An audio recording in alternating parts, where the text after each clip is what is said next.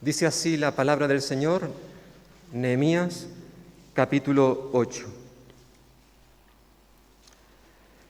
Entonces se juntó todo el pueblo como un solo hombre en la plaza que está delante de la puerta de las aguas, y dijeron al escriba Esdras que trajera el libro de la ley de Moisés, la cual Jehová había dado a Israel. El primer día del mes séptimo, el sacerdote Esdras trajo la ley delante de la congregación, así de hombre como de mujeres, y de todos los que podían entender. Desde el alba hasta el mediodía leyó en el libro delante de la plaza que está delante de la puerta de las aguas, en presencia de hombres y mujeres y de todos los que podían entender. Y los oídos de todo el pueblo estaban atentos al libro de la ley.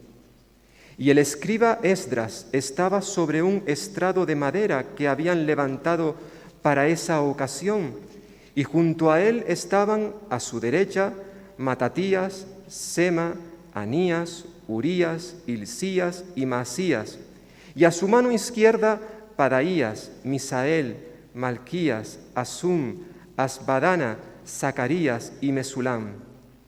Abrió, pues, Esdras el libro ante los ojos de todo el pueblo, pues estaba más alto que todo el pueblo. Y cuando lo abrió, el pueblo entero estuvo atento. Bendijo entonces Esdras a Jehová, Dios grande.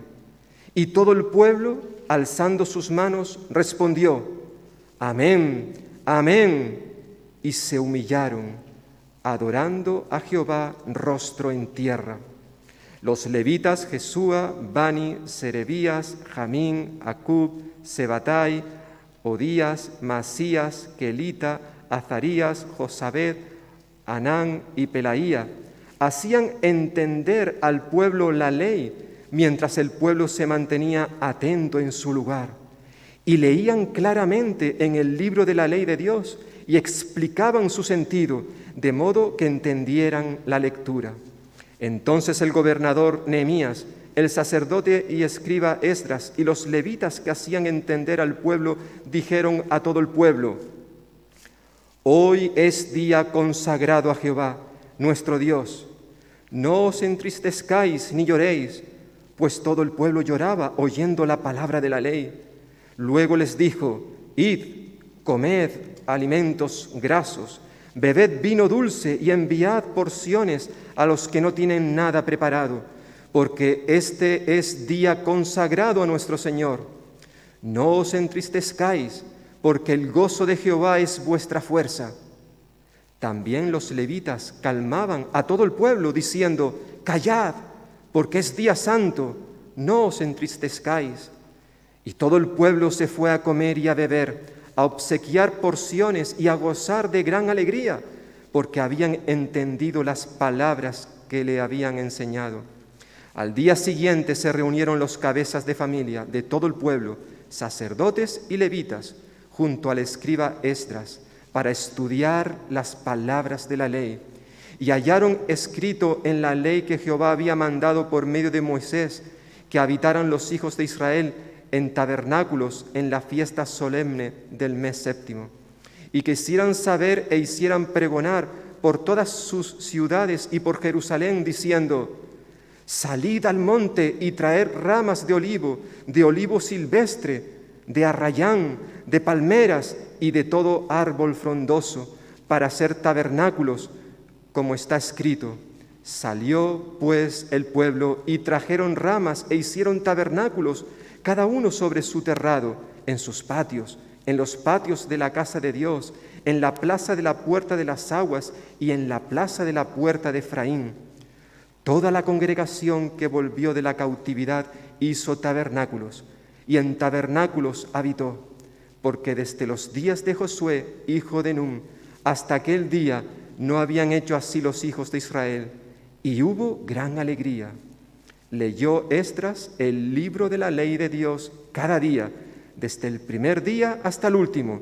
Hicieron la fiesta solemne por 7 días, y el 8º día fue de solemne asamblea según el rito.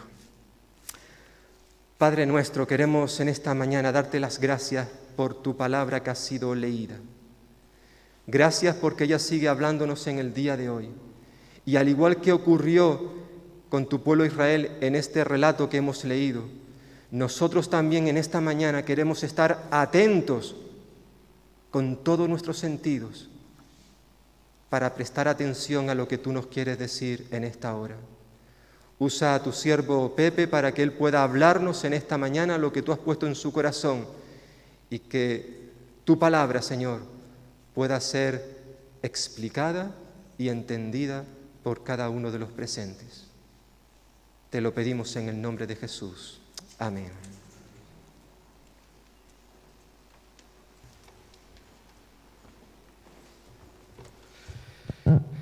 Muy bien, pues muy buenos días, hermanos. Espero que hayáis descansado bien en esta noche y que estemos dispuestos, como decía Benjamín en su oración, con todos los sentidos y bien despiertos para este día. Un día que empezó ya, no empieza hoy, sino que empezó y como vemos, en el momento que abrimos nuestros ojos, empezamos a entender las bendiciones que el Señor nos ha dado y nos da cada día por permitir que podamos vivir y que podamos ver la hermosura de su tierra y todo lo que Él nos da. Y sobre todo un día tan especial como hoy, domingo, donde nos reunimos el pueblo del Señor a través y en medio de su palabra. Benjamín ha leído un texto en el capítulo 8 de Nehemías. Este capítulo, la verdad es que es muy importante dentro de la historia judía, porque es un capítulo que podríamos decir que es un momento de inflexión para el pueblo de Judá. Como sabéis, aproximadamente en el año 589, más o menos, antes de Cristo, el imperio más poderoso del mundo que había en esa época, el imperio babilónico, conquistó Judá. Y en esa conquista, pues lo que hizo es que llevó a todos los habitantes de Judá, o casi todos, dejando ahí a unos pocos, los pobres y los más débiles, a los demás los llevó allí a Babilonia. Como sabemos todos, bastante antes de todo esto, las 10 tribus del norte en Israel pues habían sido conquistadas por otro imperio, el imperio asirio. Y este imperio asirio, que eran muy majos ellos, pues lo que hicieron fue no solamente conquistar a todo este territorio, a las 10 tribus del norte, sino que se los llevó cautivos y los diseminó, los digregó por un montón de países. Esto tenía un propósito. El propósito era de que perdieran, evidentemente, esta identidad nacional y no se pudieran juntar y no se pudieran otra vez formar como nación. Pero, fijaros qué cosas. El imperio babilónico, ellos no actuaban de esa misma manera. Ellos cuando conquistaban un país, pues lo que hacían es que se lo llevaban allí a su mismo territorio, que fue lo que hicieron con los judíos. Conquistaron a Judá, Jerusalén, y se los llevaron cautivos allí mismo, a Babilonia. Y allí en Babilonia, pues los judíos estaban juntos, formaron comunidades, y aunque evidentemente estaban cautivos, pero ellos podían gozar, ellos podían reunirse y ellos seguían teniendo identidad nacional. Como ya profetizara el profeta Jeremías y en el libro de Daniel vemos, el pueblo de Judá estuvo 70 años cautivo, allí en Babilonia, que no son pocos, Hombre, comparado con los 400 años que estuvieron con los egipcios, pero estuvieron 70 años. Y mientras los judíos estaban cautivos, 70 años allí en Babilonia, esto es como el pez pequeño que luego viene un pez más grande y se come a ese, y luego viene otro pez más grande y se come a ese. Pues resulta que vino un imperio que era más grande todavía que el imperio babilónico. También fue un imperio bastante duro, porque por donde pasaba pues no dejaba piedra sobre piedra, que era el imperio de los medos y los persas. Y este imperio conquistó al imperio babilónico, los fulminó, los eliminó del mapa. Y el pueblo judío es como este dicho de que ahora mismo no me acuerdo muy bien, que es el mismo perro pero con distinto collar. El mismo pueblo judío que estaba cautivo del imperio babilónico, pues seguía cautivo, pero ahora con el imperio medo-persa. Y como todos sabemos, en el libro de Esdras, pues el emperador que había de los medos y los persas, que era el rey Ciro, el Señor hizo, no sé cómo lo hizo, tampoco lo sabemos muy bien, no sabemos también si había intereses ahí geopolíticos, pero bueno, el Señor movió el espíritu, nos dice allí en Esdras, movió el espíritu de Ciro. ¿Para qué? Movió el espíritu de Ciro para que los cautivos judíos, que ya llevaban 70 años allí en Babilonia, pues esos cautivos judíos pudieran retornar otra vez a su tierra natal y pudieran restaurar así pues las ciudades, el templo, todo esto. Y pues como un milagro del Señor, evidentemente, el Señor tiene el control de todos los imperios, los reyes y todo absolutamente, pues los judíos empezaron a retornar otra vez allá a Judá, a Jerusalén. Pero, como todos sabemos, la vuelta de los judíos no fue de una sola vez. Fue, al menos, nos dice la historia bíblica, que fueron en 3 veces. El primer retorno fue con Zorobabel, luego el segundo fue con Esdras y el tercero fue Nehemías. Y fijaros, entre el retorno de Esdras y el retorno de Nehemías, ahí transcurren un periodo de 13 años. Ahí hay 13 años. Cuando llegó Nehemías a los 13 años allí a Jerusalén, bueno, ya habían avanzado bastante. Esdras había hecho una gran reforma, porque claro, se encontraron todo prácticamente destruido. Esdras, bueno, no solamente Esdras, sino todos los demás, reconstruyeron el templo. No tenía la misma gloria que el templo de Salomón, pero bueno, Esdras reconstruyó el templo, se pudieron hacer también servicios religiosos en el templo, empezó a reconstruir Jerusalén, empezaron a habitarla, hizo una gran reforma, no solamente religiosa, porque puso a levitas y todo esto lo organizó, sino que Esdras también organizó, junto con Zorobabel y otros más, claro, organizaron también el tipo de gobierno, qué economía iban a utilizar y todo esto, el comercio y todo esto, ¿verdad? Así que cuando llegó Nehemías ya habían avanzado bastante, pero todavía quedaba mucho por hacer, todavía quedaba bastante por hacer. Por ejemplo, las murallas de Jerusalén estaban totalmente destruidas. Esto es lo que se encontró Nehemías. Y el pueblo también estaba un poco desmotivado, porque claro, es que los demás pueblos de alrededor no querían que Jerusalén, que los judíos empezaran otra vez a formarse como nación. Le tenían bastante coraje a los judíos. Y entonces tenían bastantes enemigos, muchos enemigos. Pero el Señor utiliza a Nehemías.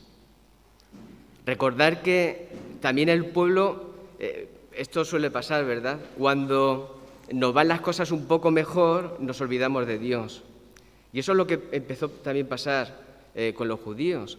Cuando empezaron a retornar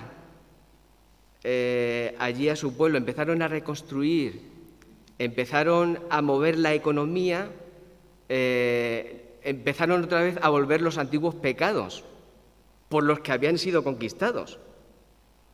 Cierto es que la idolatría se eliminó por completo, pero estaban los pecados de la avaricia, porque empezaban ahí los ricos, abusaban de los pobres, no había justicia Y eso empezó a provocar ahí bastante desánimo, sobre todo en Esdras, aunque Esdras, muy paciente, él hizo un trabajo bastante constante acerca de esta reforma religiosa. Pero con la llegada de Nehemías, el Señor utiliza a este líder, a Nehemías, con un propósito.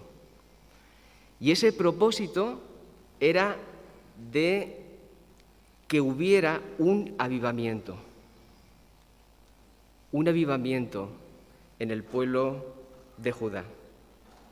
Por tanto, las murallas o el templo o las casas, la economía, el gobierno, todo esto tenía sentido hacerlo, pero evidentemente no tenía ningún valor, no tendría ningún sentido si el pueblo de Dios no volvía a Dios, ¿verdad? Si el pueblo de Dios no estaba entregado a Dios, ¿de qué le valía tener un templo muy bonito o unas murallas muy bonitas? Bueno, que las construyeron en 52 días. Eso sí que fue un milagro. Pero ¿de qué valía todo este esfuerzo si el pueblo de Dios no estaba entregado a Dios? O como dijo Isaías, ¿verdad?, allí en el libro de Isaías, ¿de qué me valen vuestros sacrificios? ¿De qué me valen vuestras fiestas solemnes? Es decir, ¿de qué me valen vuestras actividades si no queréis arrepentiros? Si sois tan rebeldes y tan orgullosos que no queréis hacer caso a mi palabra, que no os arrodilláis delante de mí y cambiáis de rumbo. ¿De qué me vale todo esto? Absolutamente de nada. Sin embargo, aquí hay un punto de inflexión y me gustaría, hermanos, ver al menos dos cosas que son muy importantes en este punto de inflexión. La primera cosa que vamos a ver es el versículo 5 y 6, que es la oración como fuente de poder. Dice: abrió pues Esdras el libro a ojos de todo el pueblo, porque estaba más alto que todo el pueblo, y cuando lo abrió, todo el pueblo estuvo atento. Bendijo entonces Esdras a Jehová, Dios grande, y todo el pueblo respondió: amén, amén, alzando sus manos, y se humillaron y adoraron a Jehová, inclinados a tierra. Recordemos que el libro de la ley, al que se refiere aquí el autor sagrado, es el Pentateuco, es la Biblia que ellos tenían: Génesis, Éxodo, Levítico, Número y Deuteronomio. Pero, mirad, hay algo sumamente importante. Habían preparado allí a Esdras un púlpito de madera, lo habían puesto en todo lo alto, estaban en una gran plaza, en un gran sitio libre. Había aproximadamente unas 30.000 personas, Esdras sube y antes de leer la palabra de Dios, ora al Señor. Esdras, como digo, ya había estado 13 años antes trabajando bastante en la reforma religiosa, pero el pueblo, como digo, no acababa de seguir al Señor de una manera íntegra, de una manera completa. Había estado trabajando pacientemente, pero no había llegado al propósito de tener un gran avivamiento completo de este pueblo. Pero algo empezó a cambiar. Tanto que en ese día, fijaros lo que dice, no me he traído las gafas, me las tenía que haber traído, y veo bastante poco. A ver, versículo 1, dice: y se juntó todo el pueblo como un solo hombre en la plaza que está delante de la puerta de las aguas, y dijeron a Esdras, el escriba, que trajese el libro de la ley de Moisés, la cual Jehová había dado a Israel. Qué detalle, ¿no? No fue Esdras el que se puso allí y dijo, vamos a leer la Biblia. No, fue el pueblo. Qué interesante, ¿no? Fue el pueblo el que le dijo a Esdras, por favor, Esdras, saca la ley de Dios. Haz el favor, saca la ley de Dios y léenos la palabra de Dios. Algo empezó a cambiar en este pueblo. Y Esdras toma los rollos de la ley y antes de empezar a leer los rollos de la ley, hace una cosa muy importante. Empieza a orar al Señor. Y es precisamente en esa oración, cuando Esdras empieza a bendecir el nombre de Dios, cuando sucede algo tremendamente excepcional. Tremendamente excepcional. Por primera vez, en muchos años, en 14 años, por primera vez, todo el pueblo, no una parte, todo el pueblo estaba arrodillado delante de él. Todo el pueblo estaba arrodillado delante de Dios, en sumisión a Él, y con las manos levantadas en señal de adoración. Y fue a partir de ese momento cuando Dios empezó a hablar al pueblo por medio de su palabra.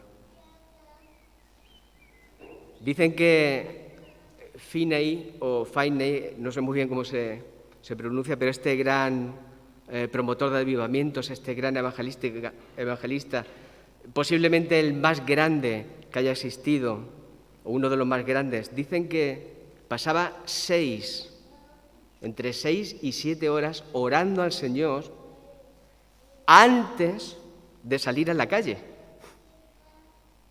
Entre 6 y 7 horas. Fijaros, yo no sé el tiempo que estuvo Esdras orando antes de leer la Biblia. No creo que estuviera 6 o 7 horas. Pero esta oración fue tan poderosa como si hubiera estado orando días. De tal manera que esta oración provocó en el pueblo un hambre de la palabra de Dios totalmente inaudito. Fijaros, es que estuvo leyendo la Biblia desde el alba hasta el mediodía. ¿Cuánto tiempo es eso? Al menos son 5 horas. Desde que sale el sol hasta el mediodía, más o menos son 5 horas. 5 horas estuvo Esdras leyendo la Biblia ante todo el pueblo. Pero es que hay más. Nos dice que el pueblo estaba atento. El pueblo estaba atento, no se habían ido. Yo, el primero, a los 5 minutos ya me duelen todos los huesos. Y me aburro. Fijaros, qué cosa más triste. 5 horas estuvieron ellos y todo el pueblo estaba atento, escuchando a Esdras. ¡Qué hambre! ¡Qué envidia! ¡Qué hambre de la palabra de Dios! Y yo me imagino ahí a Esdras y a un montón de ayudantes que tenía Esdras, como hemos leído. Esdras leyendo y los demás traduciendo la palabra de Dios, enseñando a la gente, porque la gente preguntaría, oye, ¿qué quiere decir esto? Y había células. Las células no las hemos inventado ahora, ya estaban. Y se reunían en grupos. Es que había más de 30.000 personas allí. Fijaros, pero solamente había una cosa, que era la protagonista, era la palabra de Dios. Era la palabra de Dios. Y me imagino allí a Nehemías diciendo, madre mía, esto es lo que el Señor quiere. Para esto he venido. Y me imagino a Nehemías orando al Señor y dándole gracias por vivir este día tan especial. Los que no fueron al culto se lo perdieron. Oye, peor para ellos. Pero los que estuvieron allí fue un día totalmente inolvidable. Hermanos, la oración congregacional. Qué buen tema. La oración congregacional no es solo necesaria, sino que es una fuente de poder inagotable.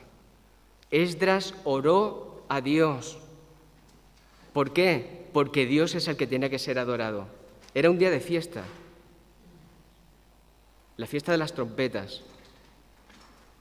En ese día Dios tenía que ser adorado, solo Él, no el pueblo, no Esdras, no Nehemías.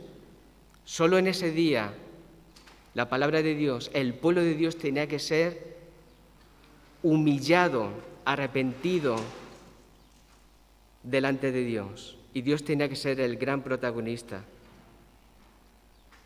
Las reuniones de empresa, las reuniones de vecinos, las reuniones del ayuntamiento, las reuniones sociales, todas estas reuniones no empiezan orando al Señor, ¿verdad?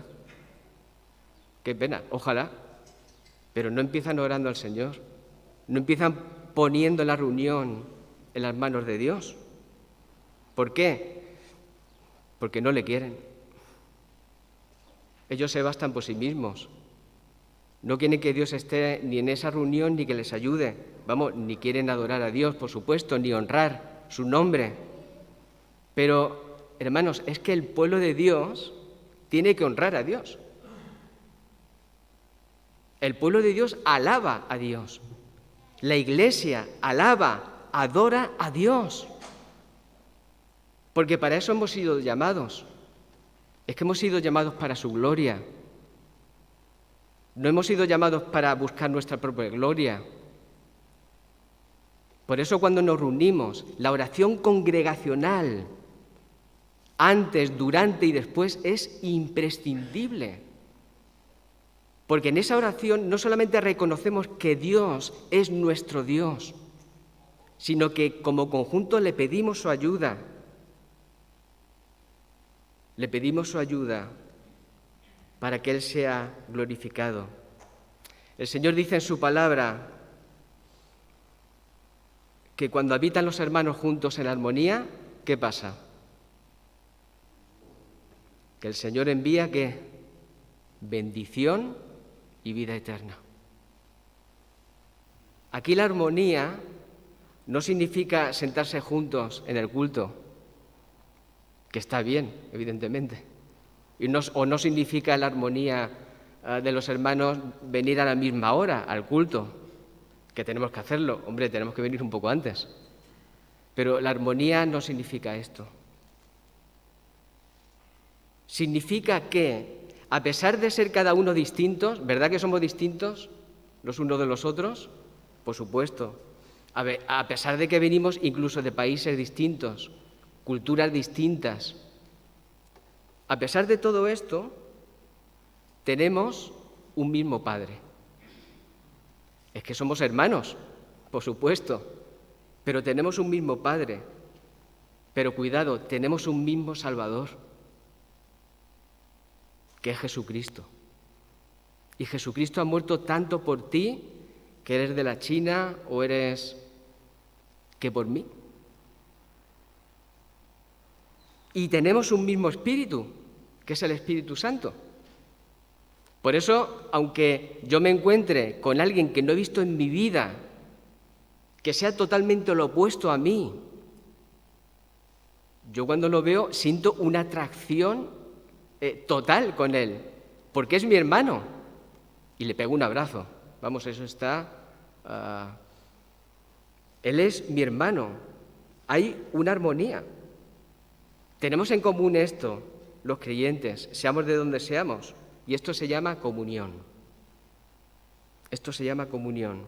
Por eso, cuando los hermanos se reúnen, como ahora, en común unión, esta unión que nos entrelaza, ¿verdad? Tenemos hilos conductores que nos van entrelazando los unos a los otros.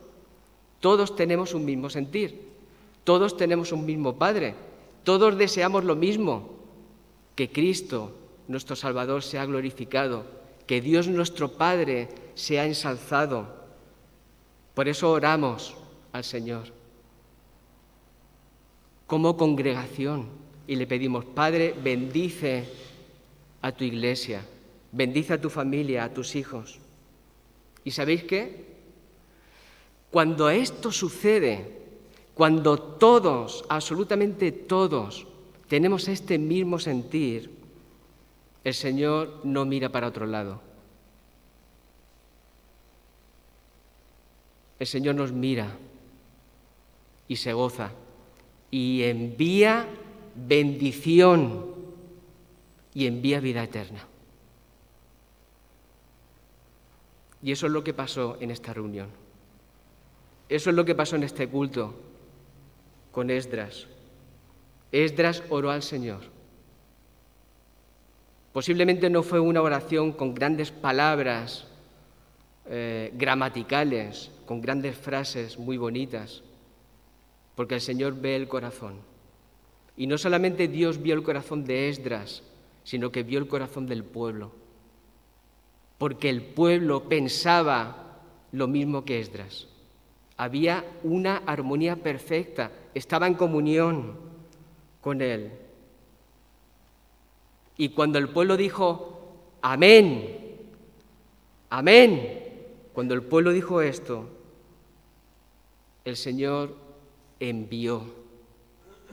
abrió los tesoros de los cielos y envió bendición y vida eterna. Recuerdo cuando era un niño, y bueno, pues ya de joven,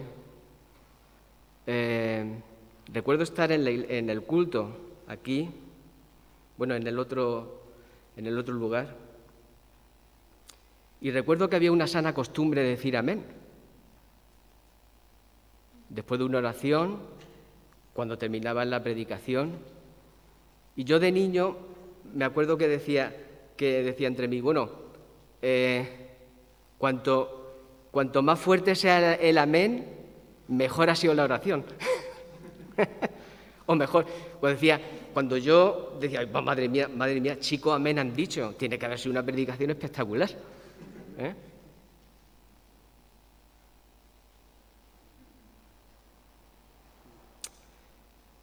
Yo creo que se ha perdido esa costumbre, en mi opinión.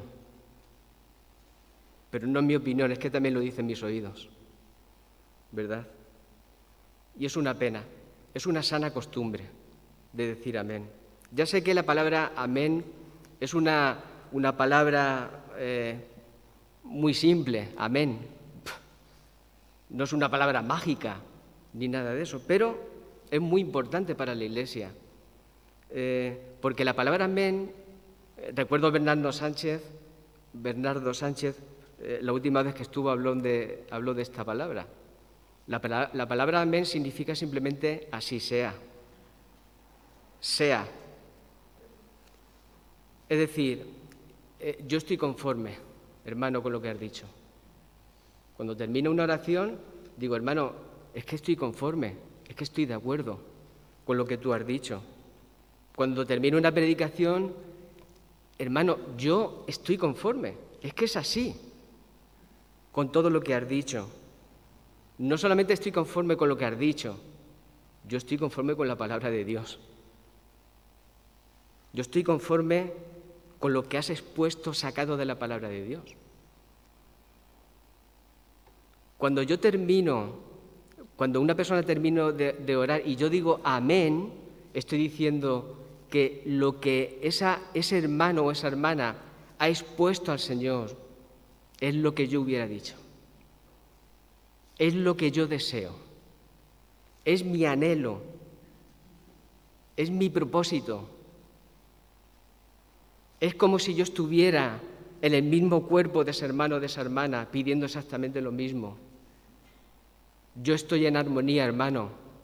Por eso digo amén cuando termina la oración. Yo también lo deseo. Yo también adoro a Dios. Claro, es que yo también soy hijo de Dios. Es mi hermano del alma el que está orando o el que está predicando. Cuando el pueblo de Dios dijo amén, no estaba diciendo una palabra al viento, ni mucho menos. No era una palabra protocolaria, sino que estaba uniéndose en oración a Esdras. Es igual que como si es igual que si las 30.000 personas estuvieran todas condensadas en la mente de Esdras. Como si todas las personas estuvieran ahí estrujadas dentro del corazón de Esdras. Por eso cuando el Señor escuchó la oración miraba armonía, armonía, armonía, porque Esdras se quería tirar al suelo y llorar, que era lo que el pueblo quería. Tus pensamientos, Esdras, son mis pensamientos. Y el mismo celo que tienes tú por Dios y por su palabra es la que tenemos nosotros. Y Esdras oró, y el pueblo dijo amén. La segunda cosa que me gustaría que pudiéramos ver está en los versículos 9 y 10, que es la palabra de Dios como fuente de poder.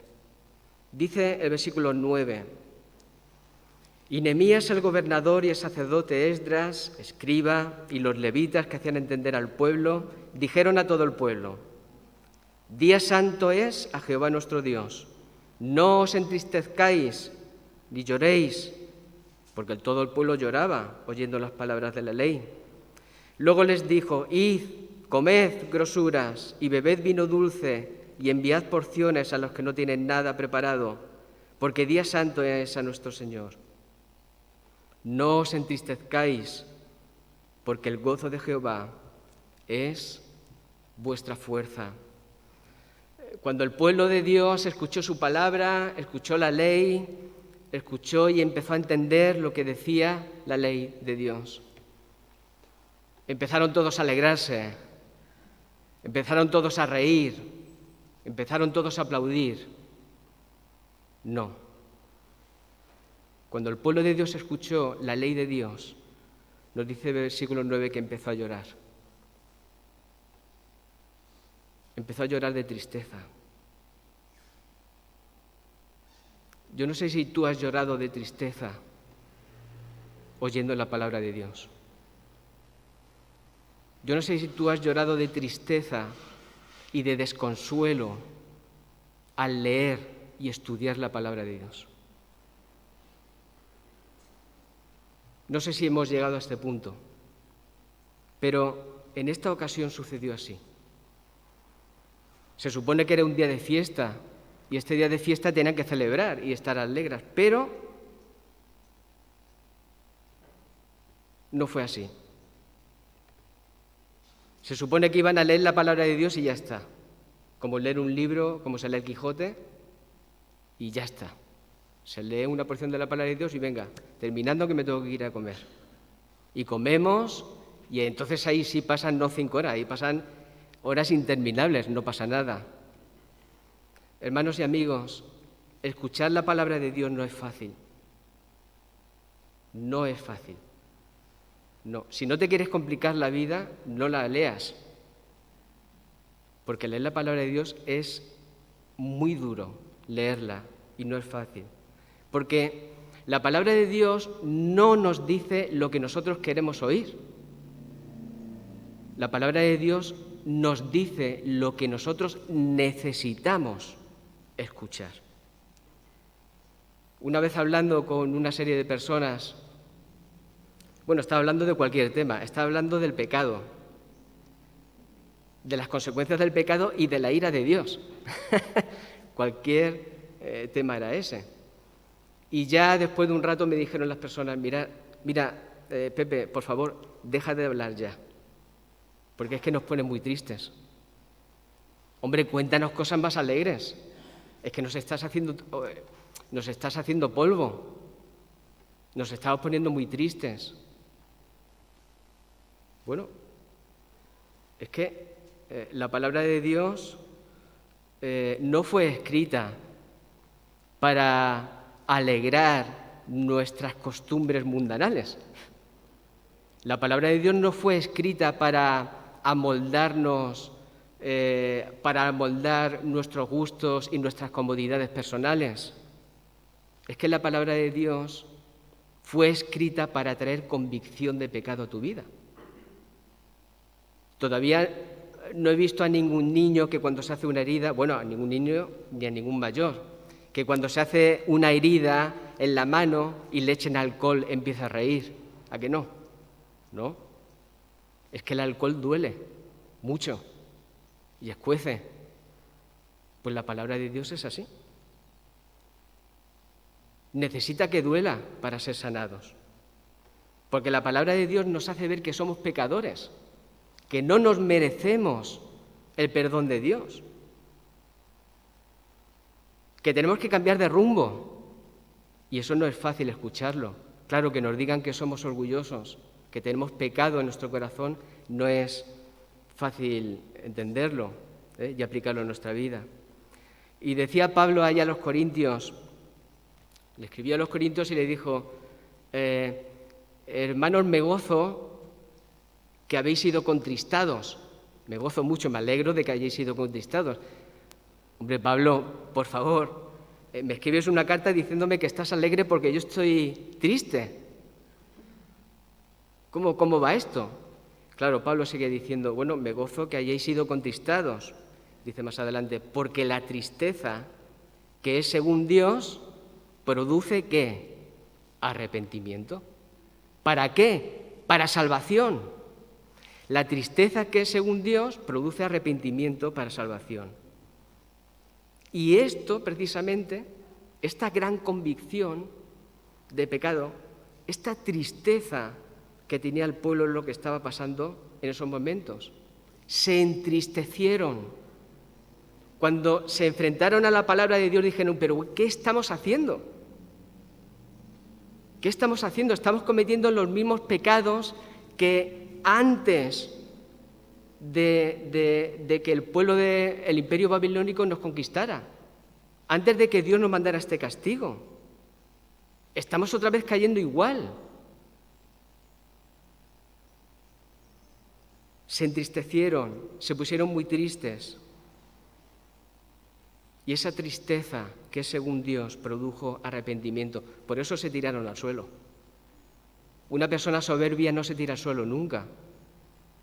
Va con la cabeza bien alta, pero ellos se arrodillaron, se tiraron al suelo llorando. Hermanos, Dios rechaza la alegría del pecador que no quiere ser perdonado. Lo rechaza, lo abomina, ¿verdad? La ira de Dios cae sobre él.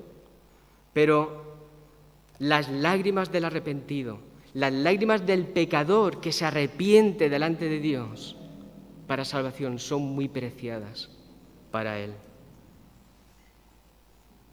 Porque las lágrimas del arrepentido, del pecador arrepentido que viene a Cristo arrodillado, son la muestra de la incapacidad de ser salvo por sus propios méritos. Y solo cuando hay limpieza de pecados, amigo, solo cuando hay limpieza de pecados hay salvación. Solamente cuando hay limpieza de pecados. Solamente cuando hay limpieza de pecados hay no solo salvación, sino sanidad, hermanos, para nuestra vida. Y todo esto no es gracias a mí, ni a Esdras, ni a ti, ni a nadie. Todo esto gracias a los méritos de Cristo. Es que Él murió en la cruz. Vaya, es que Él murió en la cruz por nuestros pecados.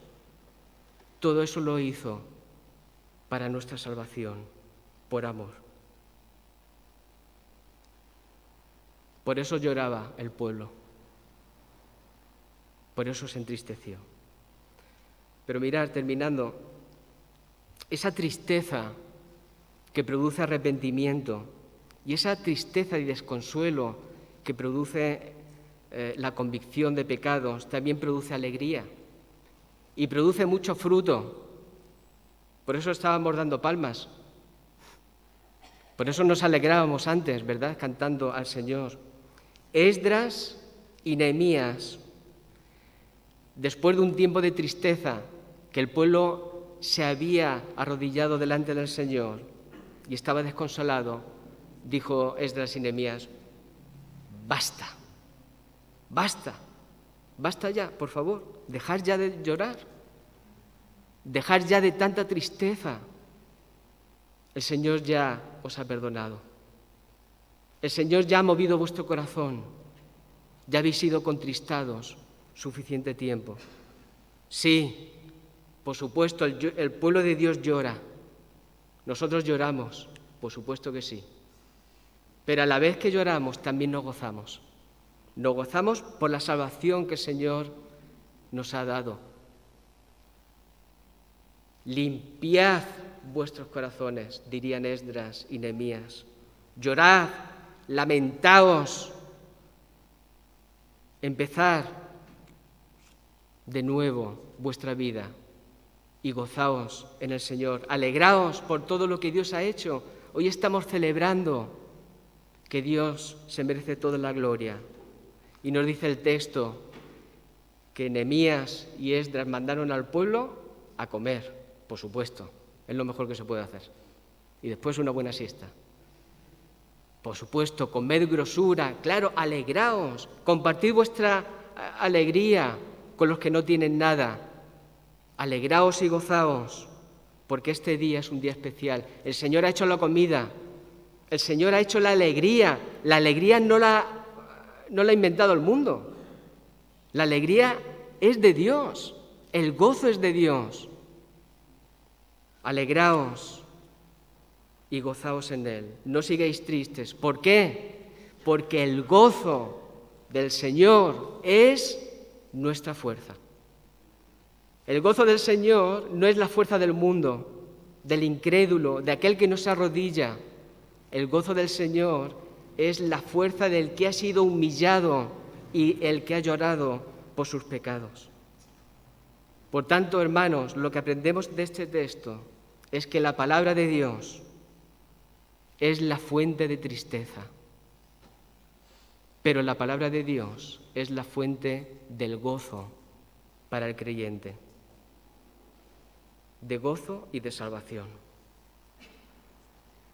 Corren malos tiempos. Como todos sabemos, corren muy malos tiempos para la predicación de la palabra de Dios. Siempre ha habido malos tiempos, pero hoy, sobre todo aquí en nuestra España, corren muy malos tiempos. A los niños se les está adoctrinando, bueno, ahora no, de siempre, se les está adoctrinando a olvidar la Biblia, a olvidarse evidentemente de Dios, pero lo que me llama mucho la atención es que se les está enseñando a pervertir los principios éticos cristianos, los principios éticos bíblicos. Y eso me da mucho miedo. Pero no solamente en el mundo, es decir, en el ámbito no creyente, no cristiano, sino incluso en las mismas iglesias. Si ponéis YouTube, lo podréis ver. Hay iglesias cristianas que ya no predican la palabra de Dios. Ya no sale un predicador a predicar, ahora son charlas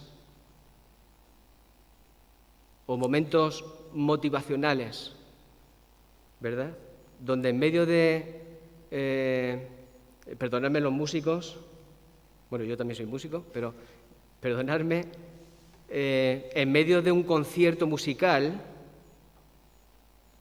pues sale el que tiene que tener la palabra, y dice pues una serie de cosas que son muy buenas, donde prácticamente todo es bueno, Dios es bueno, etcétera, etcétera, para que te vayas evidentemente satisfecho a tu casa, no llorando, porque si sales llorando, lógicamente habrá sido mala la reunión.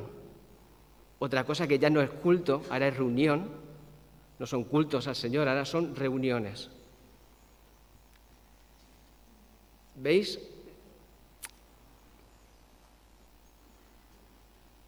¿Qué es esto? Es decir, ¿qué es esto? Ya sé que son cosas que a lo mejor no le damos importancia, pero son muy importantes porque tienen unas implicaciones futuras y también presentes que son muy impactantes. Esdras y Nehemías tuvieron que decirle al pueblo que basta de llorar. Basta ya. porque el pueblo lloraba desconsoladamente, igual que un niño que empieza a llorar y llorar y llorar y no hay nada que lo pueda consolar. Hermanos, yo no veo esta clase de actos que ahora corremos el riesgo y vemos en otros sitios. Yo no veo estos actos de charlas, de charlas motivacionales donde todo el mundo sale con la sonrisa en su cara porque no ha habido nada, evidentemente, que les haga llorar. Yo no veo esto en la Biblia,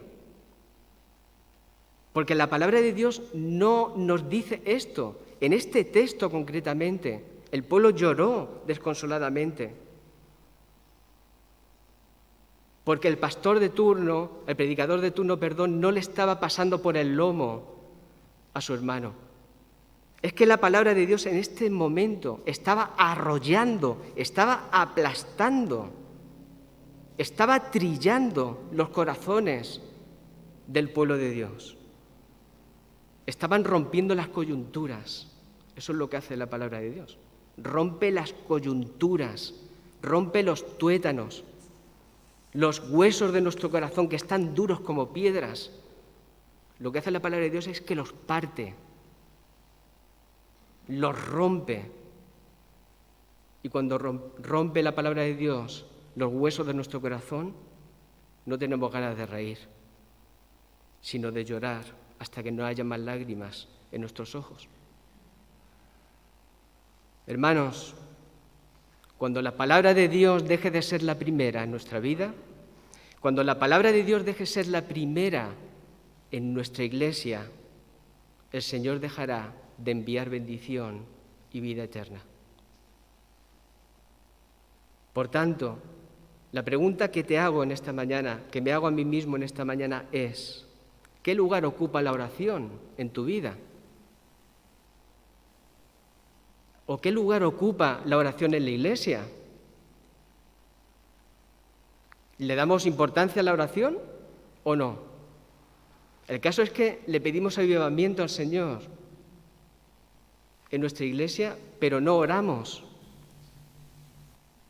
Es igual que pedirle a nuestro hijo que haga la cama, pero no hay cama. ¿Cómo podemos pedirle al Señor algo si no lo queremos o no lo deseamos? Porque ¿dónde está la armonía, hermanos? Todos queremos un avivamiento. Todos estamos unidos en un mismo espíritu, pidiéndole al Señor que bendiga esta iglesia, pidiéndole al Señor que bendiga nuestras vidas. Porque si no estamos unidos, el Señor podrá enviar bendición y vida eterna. Él lo puede hacer, pero lo más seguro es que no lo haga. ¿Qué lugar ocupa la palabra de Dios en nuestra vida? Hemos estado leyendo la palabra de Dios un día entero en el programa que tuvimos de Biblia y Cultura. Hermanos, ¿qué hambre tenemos de la palabra de Dios? ¿Fuimos allí a escuchar la palabra de Dios o ya estamos hartos? Pero bueno, si es que ya tengo 40 Biblias en mi casa y estoy harto de escucharla. ¿Pero pudimos asistir? ¿Qué tiempo dedicamos, hermanos, a orar? ¿Y qué tiempo dedicamos a leer la palabra de Dios? ¿Y qué tiempo dedicamos al móvil? Porque es que parece que el móvil ya es un miembro más de nuestro cuerpo. ¿Qué lugar ocupa la palabra amén en nuestra vida? Mejor dicho, ¿qué lugar ocupa la palabra amén en nuestro ámbito congregacional? ¿Tiene algún significado? ¿Estamos de acuerdo con la palabra de Dios? ¿Estamos de acuerdo con lo que ha dicho el hermano en su oración, en su predicación? Llevamos mucho tiempo, hermanos, orando por un avivamiento en la iglesia. Llevamos orando tiempo que el Señor mueva, si tiene que mover montañas y tirar estas 4 paredes abajo, que lo haga. Que lo haga. Pero que el Señor envíe bendición a su iglesia, que el Señor envíe vida eterna, que la gente se convierta, que venga a Cristo llorando por sus pecados. Ya sé que no ha habido muchos frutos, al menos aparentes, pero hermanos, no nos desanimemos. No nos desanimemos porque, como Esdras, aunque estuvo 13 años, que parece que no pasaba nada o casi nada, aunque parece que no pasa nada a nuestro alrededor, sabemos que el gozo del Señor es nuestra fuerza. Y eso no lo va a poder quitar nadie, absolutamente nadie. Una fuerza que, como sabemos, no es nuestra, sino que es de Dios. Y esa fuerza es la que nos ayuda a decir amén. Amén, porque estoy conforme con la palabra, con lo que le dice la palabra de Dios. Aun cuando todo lo que haya a nuestro alrededor esté en contra nuestra. Y las pruebas y los enemigos, como también tenían enemigos el pueblo de Israel, tenía muchos enemigos que le desanimaban a construir el templo, a construir las murallas. Aunque todo esté en nuestra contra, nos lleve incluso a dudar del poder de Dios para mover nuestra vida, nuestros corazones o convertir a nuestro amigo que no cree en Él. Con todo eso, aún así, el poder de Dios, el poder de su palabra seguirá siendo nuestra fuerza. Si oramos a Dios y le ponemos a Él en primer lugar. Señor, queremos pedirte en estos momentos que después de haber escuchado tu palabra, nos des convicción de pecado. Oh Señor, cuánto pecado hay en nuestra vida. Tú nos conoces. ¿Cómo podemos engañarte a ti, Señor? Si tú conoces nuestro entrar y nuestro salir, nuestro levantarnos y nuestro sentarnos. Señor, limpia nuestro corazón, limpia el corazón de tu iglesia. Oh Señor, sana las heridas, sana, oh Señor, nuestra mente, nuestros pensamientos impuros. Quita, Señor, de nosotros el materialismo y el orgullo. Señor, quita de nosotros todas las cosas, oh Señor, que no están de acuerdo con tu voluntad, todo lo malo, todo lo negro, y trae convicción de pecado a nuestra vida. Señor, crea en nuestros ojos lágrimas para llorar nuestro pecado. Oh Señor, queremos arrodillarnos delante de ti y darte gloria y adorarte porque tú eres el único que merece la pena, el único Salvador, oh Señor, de nuestra vida. Por tanto, Señor, clamamos a ti, honramos tu nombre, oh Señor, y levantamos nuestras manos pidiéndote clemencia, oh Señor, por nuestras vidas, por nuestros corazones. Sana nuestra tierra, Señor, convierte almas, que mucha gente pueda venir, oh Señor, a tus pies. Que esta iglesia, oh Señor, pueda brillar, pueda ser una gran luz en medio de este pueblo lleno de tinieblas. Bendice a tu pueblo, Señor, y envía bendición y vida eterna a tu iglesia. Todo esto, Señor, te lo pedimos, dándote las gracias, en el nombre de nuestro Señor, llamado Salvador Jesucristo. Amén. Amén.